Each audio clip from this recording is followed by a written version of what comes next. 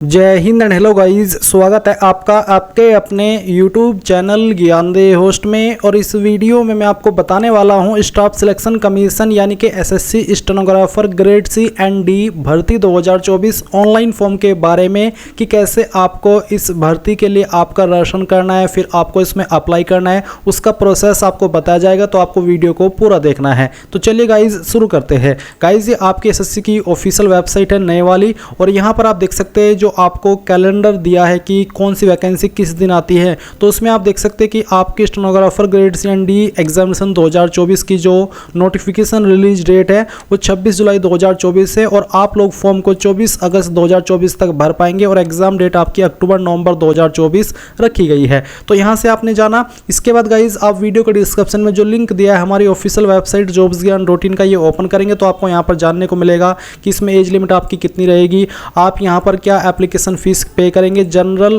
OBC को 100 रुपये, और इसके अलावा जो बाकी कैटेगरी है उनके लिए कोई फीस नहीं है। फॉर्म आप लोग यहाँ पर किस डेट से किस डेट तक भरेंगे वो देख ही सकते हैं। क्वालिफिकेशन अप्लाई करने के लिए यहाँ पर 12वीं की योग्यता और साथ ही स्टेनोग्राफी चाहिए। इंग्लिश में करेंगे कितनी और हिंदी के अंदर करेंगे कितनी, तो उसकी इन्फॉर्मेशन आपको यहाँ पर दी गई है।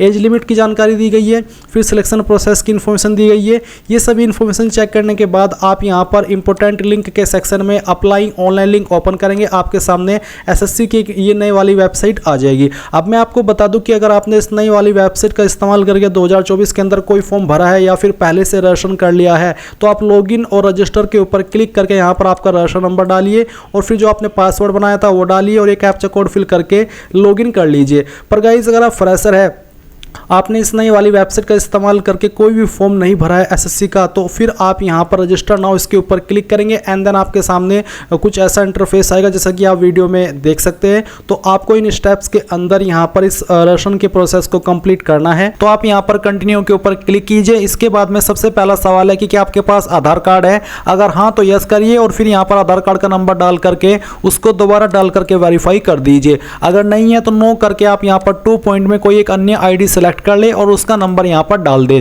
फिर आपको 3 पॉइंट में आपका नाम एंटर करना है।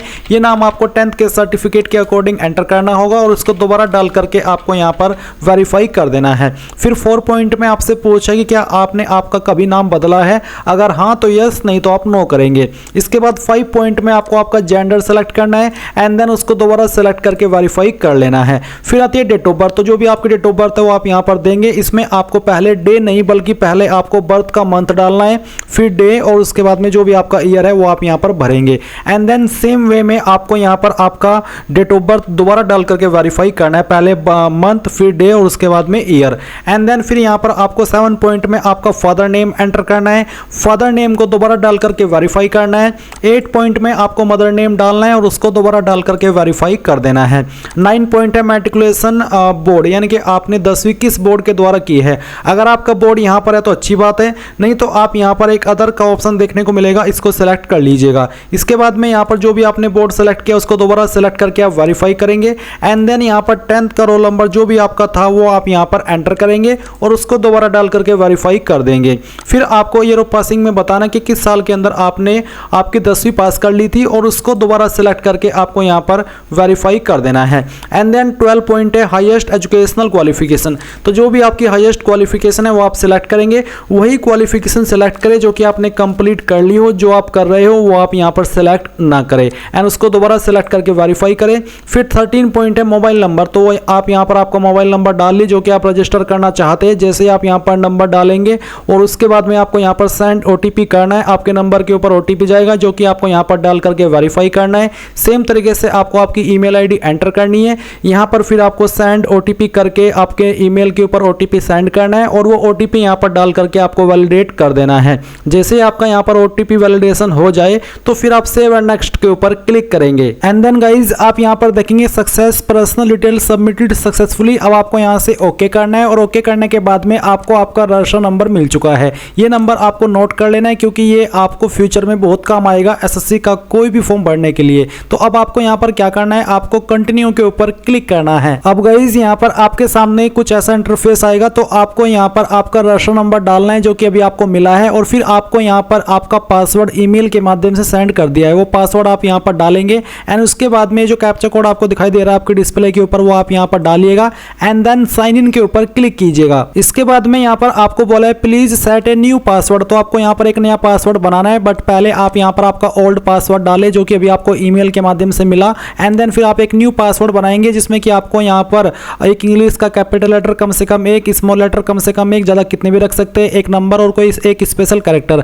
एग्जाम्पल मैं आपको यहाँ पर दे करके दिखाता हूँ, आप देख लीजिए। कुछ इस तरह का पासवर्ड आप बना लीजिएगा जिसमें कि इंग्लिश का कैपिटल लेटर भी है, स्मॉल लेटर भी है, स्पेशल कैरेक्टर भी है और डिजिट भी है। तो ये पासवर्ड बनाने के बाद में आप उसको दोबारा यहाँ पर डाल करके वेरीफाई कर दीजिए। फिर आपको यहाँ पर एक सिक्योरिटी क्वेश्चन सेलेक्ट कर लेना है एंड उसका आंसर आपको आपकी मर्जी के अकॉर्डिंग यहाँ पर दे देना है और फिर सेकंड सिक्योरिटी क्वेश्चन आपको सेलेक्ट करना है और फिर उसका जो आंसर है वो भी आपको यहाँ पर डाल देना है एंड उसके बाद गाइज आप सेव एंड नेक्स्ट के ऊपर क्लिक करेंगे। अब आप यहाँ पर देख सकते हैं आपका पासवर्ड सक्सेसफुली क्रिएट हो चुका है। अब आप यहाँ से ओके कीजिए और ओके करने के बाद में आपको यहाँ पर आपके रजिस्टर नंबर एंड जो आपने पासवर्ड बनाया है उसका इस्तेमाल करके कैप्चा कोड डालना है और लॉगिन के ऊपर क्लिक करना है। इसके बाद आप यहाँ पर देखेंगे एडिशनल डिटेल, तो आपको यहाँ पर पहले आपकी कैटेगरी सेलेक्ट करनी है, SC ST OBC या फिर जनरल, तो जो भी है वो आप यहाँ पर सेलेक्ट कर लीजिए। फिर आपकी कैटेगरी दोबारा सेलेक्ट करके वेरीफाई कर लें एंड देन आप यहाँ पर नेशनलिटी के अंदर सिटीजन ऑफ इंडिया सेलेक्ट कर लेंगे। विजिबल आइडेंटिफिकेशन मार्क्स, आपकी बॉडी के ऊपर वो निशान जिससे आपकी बॉडी की पहचान होती है, तो उस मार्क के बारे में आप यहाँ पर लिख देंगे। अगर नहीं है कोई मार्क तो आप नो मार्क लिख दीजिएगा। अगर आप विकलांग है तो आप इस वाले 5 पॉइंट में यस करेंगे, नहीं तो आपको नो करना है। फिर 6 पॉइंट में आपका जो परमानेंट एड्रेस है वो आपको यहाँ पर इस बॉक्स में लिखना है और जो आपकी स्टेट है वो यहाँ से सेलेक्ट कर लेनी है, फिर डिस्ट्रिक्ट सेलेक्ट कर लेनी है और उसके बाद में जो आपका पिन कोड है वो भी आपको यहाँ पर डाल देना है एंड देन अगर आपका प्रेजेंट और परमानेंट एड्रेस एक है, अलग अलग नहीं है, तो आप यहाँ पर यस कर देंगे और इसके बाद में आपको सेव एंड नेक्स्ट के ऊपर क्लिक करना है। अब ये जानकारी भी आपकी सेव हो जाएगी। अब आपको यहाँ पर ओके करना है और ओके करने के बाद में आपके सामने डिक्लेरेशन है तो आप यहाँ पर टिक कीजिए और इसके बाद में अगर आपने जो भी जानकारी भरी उनको चेक करना चाहते हैं तो आप यहाँ पर प्रीव्यू OTR इसके ऊपर क्लिक करके सभी जानकारी को चेक कर लें और जब आपको लगे कि सभी जानकारी सही है तो वो भी आप यहाँ से डिक्लेयर के ऊपर क्लिक करके इस OTR को सबमिट कर देंगे। नहीं तो आप यहाँ से प्रिंट लेना चाहे तो आप वो भी ले सकते हैं एंड देन फिर आप डिक्लेयर के ऊपर क्लिक कर दीजिए। इसके ऊपर क्लिक करने के बाद देखेंगे डिक्लेरेशन सबमिटेड सक्सेसफुली। अब आप यहाँ से ओके कर दीजिए। गाइज जैसे ही आपका रजिस्ट्रेशन कंप्लीट हो जाएगा तो आपको यहाँ पर लाइव एग्जामिनेशन के अंदर stenographer grade C and D examination 2024 देखने को मिलेगा। अब आप यहाँ पर नीचे अप्लाई के सेक्शन के ऊपर क्लिक करेंगे एंड देन जो भी इन्फॉर्मेशन आपने रजिस्ट्रेशन के वक्त भरी थी वो सभी इन्फॉर्मेशन आपको यहाँ पर देखने को मिलेगी। सभी जानकारी आप चेक करेंगे एंड देन नेक्स्ट के ऊपर क्लिक करेंगे। इसके बाद में आपके सामने एजुकेशन डिटेल आएगी जहाँ पर आपकी जो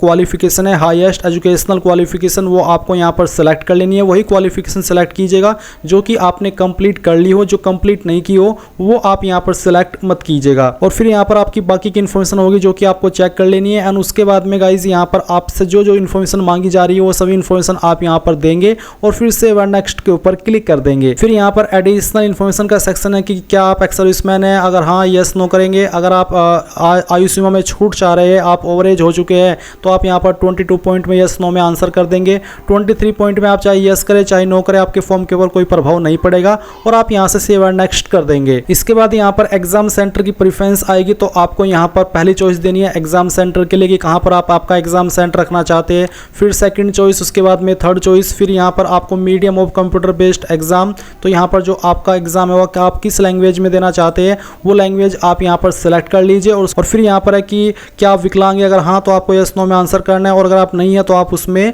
नो कर दीजिएगा। उसके बाद गाइज यहाँ पर आपको आपका फोटो एंड सिग्नेचर अपलोड करना होगा जहाँ पर आप लाइव फोटो अपना क्लिक करेंगे और जो इंस्ट्रक्शंस यहाँ पर आपको दिए गए इंस्ट्रक्शंस आपको ध्यान में रखने, नहीं तो आपको ये जो फॉर्म है वो सबमिट करने में प्रॉब्लम आती रहेगी। और जो आपका सिग्नेचर है वो सिग्नेचर आप यहाँ पर सिंपली अपलोड कर देंगे जिसका साइज 10 से 20 KB के बीच में बोला है, मैंने पहले ही इनको अपलोड कर लिया है।